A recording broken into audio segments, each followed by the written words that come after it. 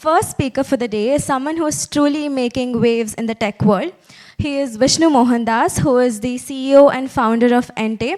It is a groundbreaking company that offers end-to-end encryption alternative to Google Photos. It is one of the very few FOSS consumer apps of its kind.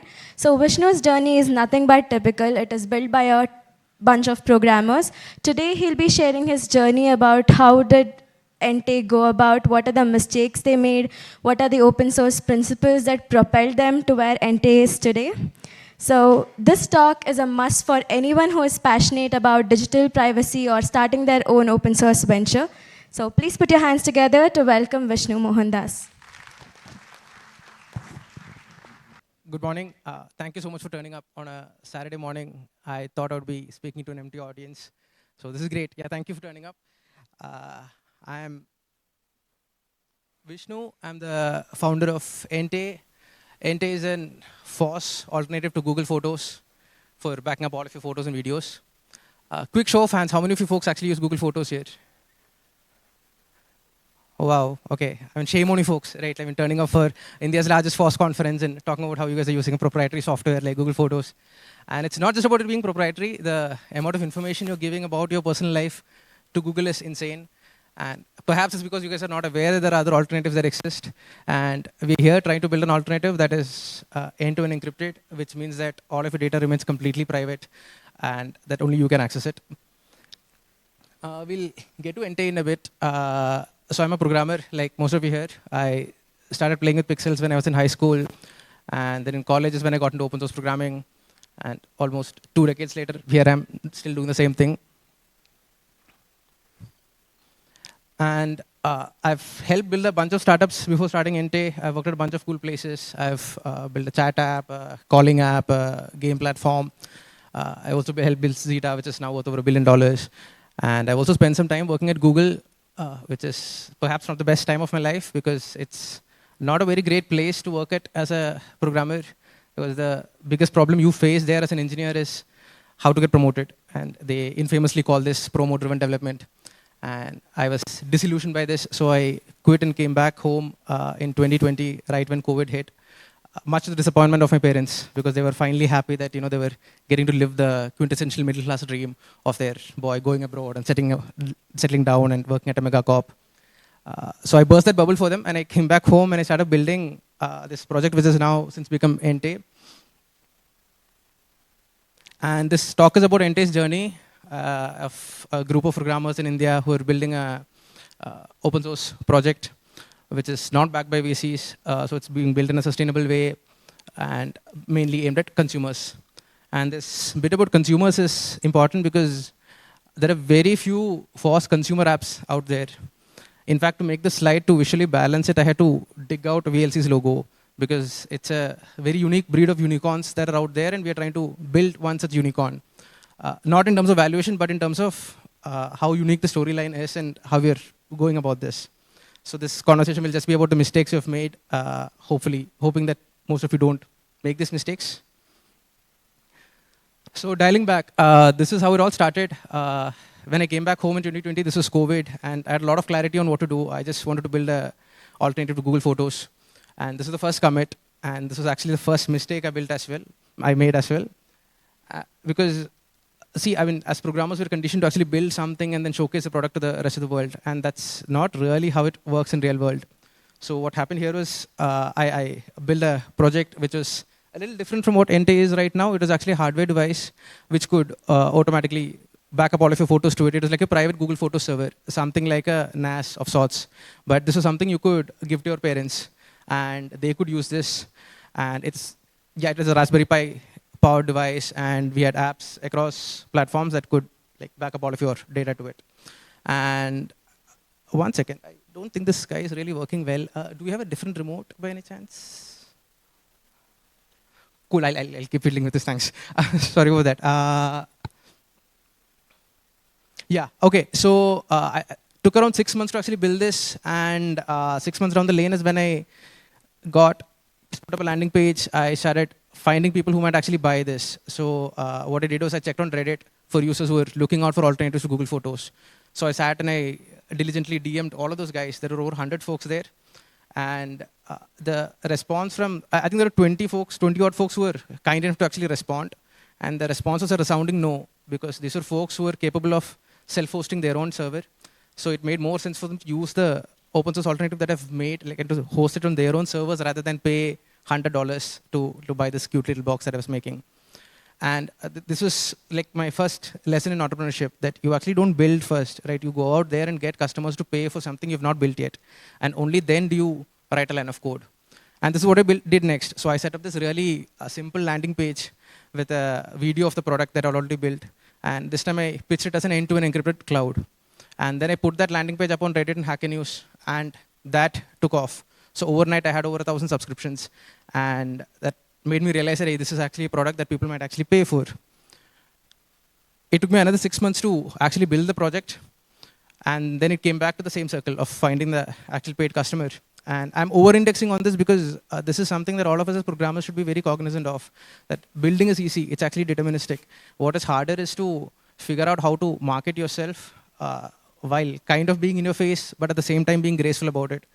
And for us, this happened via email. So there were a bunch of folks who had over 1,000 subscribers on the email list. So we found our first subscriber here. And I'll say that at this point, the first dollar that has come out of this customer has been far more impactful than the first paycheck that I've got. So I hope at least some of you guys will actually get to experience this joy.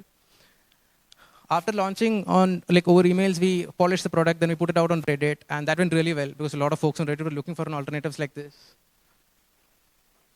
Just a minute. That is not working. You can use this tab.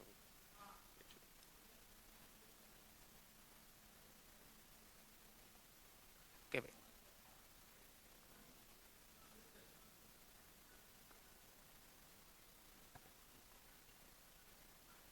Okay, this is not much better either, but yeah, we'll figure. I think it'll be fine.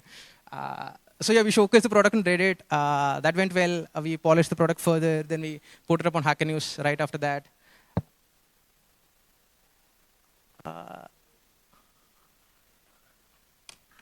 I think it'll be better if I just speak from here.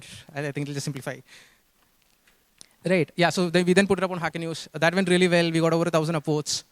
And there's a lot of validation for us that people are looking for what we're building.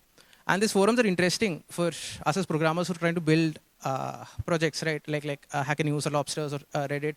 These are folks who understand technology, who value freedom, and are early adopters in the sense that they're willing to forgive you for the mistakes that you're bound to make. So if you guys are building something out there, please hang out on these places. You will find the people that you're looking for. So far I was talking about how to actually make revenue from the project, right? And there is a very different way we could have gone about building this, which is to actually raise venture capital, where you don't focus on revenue from the get-go, you focus on getting free users and then figure out how to monetize them later. So we did apply to Y Combinator. For those of you who don't know, YC is perhaps the largest accelerator in the world. So we had applied to YC back in 2021. They did get on a call with us. And I was very excited because I really looked up to these folks. And in that 10-minute call, the entire conversation was about how consumer privacy is worthless and how we should pivot to B2B. And this is a very painful conversation for me to have because these were people that I looked up to, and they were telling me that whatever I was doing was worthless. But regardless, I think if you guys are ever thinking about building a VC fundable business, please fill up the application form if nothing else, because they make you think very critically about a lot of things outside of engineering, which are very important while building a company. And it's not just YC. There are a lot of other investors out there who back commercial open source projects. I saw a bunch of booths outside. There are founders here who have raised money from these folks. Get a referral from them if you're trying to do this. And while you're at it, get yourself a .ai domain. It's the new .com. And no, I mean, don't smile. I mean, it's actually serious, right? I mean, how do we put this? See, none of these VCs really know which will become a unicorn. So they all have mental models and frameworks on what will possibly become a unicorn. So your job as a founder is to craft a narrative that fits into their framework, and getting this domain is like one of the simplest way to do it. Okay, so for a FOSS conference, I've spent an unreasonable amount of time talking about money. And I think money is important because that's what ensures durability of your project in some sense, that the maintainers have to have a financial incentive to keep going, because at the end of the day, we all have to pay rent. And so with Ente, things are a bit different because when we started off, it was a open source software that you could self-host, and we had a very hard time monetizing it. So again, a quick show of hands, right? How many of you guys actually use FOSS and actually donate to these FOSS projects that you guys are using? Wow, not bad at all. Nice guys. I mean, good for you and good for them. So at least for us, we couldn't really find a lot of folks like this. So because that's a harsh reality of FOSS, right? At least with consumers, it's very hard to monetize. So the way we went about this was that we started off with open source apps. And if you ask why we started with open source apps, it's because what we're building is an end-to-end encrypted service. So in an end-to-end encrypted landscape, the only way for you to guarantee that our privacy claims hold is if our code is open source and ideally audited as well. So when WhatsApp claims end-to-end encryption, it's a sham, right? You have no idea what's actually going on inside. And if you compare that to a service like Signal or Ente, it's verifiable that we have zero knowledge of your data. Then we went on to open source our server 3 years later. So it was actually early this year that we managed to have the engineering bandwidth to afford doing this, because there's a lot of baggage that comes with open sourcing the server, right? Because community expects support. They expect modifications to make the software more configurable so that it can run on their own systems. So it is 3 years later that we could afford to do this, and we're very happy that we could do this. And then which brings the question, right, then why did we open source at all? Because earlier we were ranting about how consumers don't really pay for FOSS, or at least most of them don't. And it's actually a bit easier for enterprises. The answer is a bit clearer because enterprises pay for support or they pay for custom integrations, while these things don't apply to consumers. We are all very price sensitive. And if something is FOSS, it's free. Right? That's a mentality with which we kick in. So for us, the primary reason was trust, because clients are already open source. So it just made sense for us to go fully open source so that we're as transparent as we possibly can be, because it makes it easier for you guys to recommend Ente as a piece of software. And the second and perhaps more important reason, the way I see it, is posterity, because for a company like Ente, there is this expectation that we'll be there a couple of decades down the lane, because that's the whole reason behind you guys clicking photos, right? So that you can look back at it, or better still, actually give it to the next generation. So open sourcing is a step in that direction where it makes sure that, God forbid, if we are all to get hit by a bus tomorrow, the project can actually continue without the people behind it. And finally, there is this bit about gratitude as well. So actually, just a couple of days back, someone was asking me about the open source software that we use. And the list is actually insane, from the libraries we use for encrypting your data to running machine learning models on your device, to the models itself, and crazy, right, to painting pixels on your screen, to Kailash's list monk that we use for sending out newsletters every month. So we're very grateful that we're getting to use such cool open source tech to build something else that we hope will be equally cool in the long run. So this is just our way to give back to the community that we have actually taken a lot from. And what was interesting was the very next day we were on the front page of Hacker News. And it was very wholesome to see how honesty works on the internet. At least I was very happy that this happened. And since then, this is how our GitHub looked. And this is also a proxy for how our growth has been since open sourcing. So this has been a nice side effect of going fully open source. There are a lot of folks who would have otherwise not run into Ente, ended up running into Ente. But not everything is as beautiful, right? So one thing that what happens when you go fully open source is you lose security and obscurity. So over the next couple of days or over the week, we got hammered by DDoS attacks. And these are very educated attacks looking at what would cause the maximum amount of pain, because now our server is fully open. Now, the good thing that came out of this was, one, I actually got to see why Cloudflare is worth over $30 billion. I mean, the product is like kick-ass. And secondly, our infrastructure matured very quickly over that week to actually be immune to these attacks. So this was actually an interesting challenge to face. But at the same time, not all challenges are very interesting, right? Some of them actually take a huge toll on your mental health. And for us, we have had our own unique set of challenges because of the storyline of being a FOSS consumer app, of us building out of India as a global product. And the primary one has been that of trust, because we are trying to cater to customers like you and me, right, who inherently don't trust systems. Like, we don't trust Google, we don't trust Apple, we definitely don't trust Meta. So when I come and ask you guys to give us your family's photos, it's a huge ask. And in our specific case, a lot of people took offense that we were building the product out of India. And that took a toll on us. And what we ended up having to do was to actually migrate the company to the US. And this was very expensive for a bootstrap company like us to pull off. But we did. And what this did was signal to a lot of our customers that we're very serious about what we're doing, right? And that we are in this for the long run. And the next hardest thing, perhaps for me personally, has been patience, because as programmers, we're a very impatient breed, right? We change the color code, we change the padding, we instantly see results, we get a dopamine hit. And building a company like Ente is at the opposite end of the spectrum, wherein we have to exist for multiple decades for a lot of this to actually become valuable or for the world to become seriously. So there has been a lot of unlearning that has to go in to understand, to enjoy the process rather than outcomes. And finally, again, coming back to money, right? Because there are actually two parts to this. One is access to capital, like we initially mentioned. Now, because we don't adhere to a lot of conventional norms that VCs expect out of us, this has been hard. But at the same time, there are a lot of companies that are built without VC money, right? So I don't think it's a deal breaker as such. What is a little harder is perhaps that consumers are infamously hard to monetize, because it's not like enterprises, right? Like we discussed, they pay for a lot of things, while consumers are very nitpicky when it comes to actual pricing. Like we are actually lowering our pricing plans to get more customers rather than increasing it. So it's something that you should be mindful about if you're ever thinking about getting into consumer space, and especially for a product like Ente, which is pivoted around privacy. So we can't sell you ads. The only way to make money is to actually make something which is legit useful, that you would actually pay for it. So for the last couple of slides, I was ranting about the problems in my life, right? So then the question is, why are we actually doing this? And the most important reason is actually the problem that we're trying to solve, right? We think it's very impactful that giving any company access to your personal data, especially your photos, is scary. Like they can derive a lot of information about who you are, how happy you are, who you hang out with, how happy you are with them, your likes, your dislikes. We actually have a booth outside which will help demonstrate a bunch of these things. So we think creating a safe space for all of us to store our memories is a very important thing, like task that we've picked up, and it just keeps us going. And secondly, the product, right? If you catch any product designer out there and ask them what's the sexiest app to build, it'll be a Photos app, because there is really nothing sexier out there. Now, on the other side of the coin, from an engineering perspective, this is really hard, right? Because people have very high expectations out of us. The benchmarks we have to beat are products like Google Photos or Apple Photos or Instagram. And we should do all of this within the confines of end-to-end encryption. So this is a very hard problem to solve from an engineering perspective.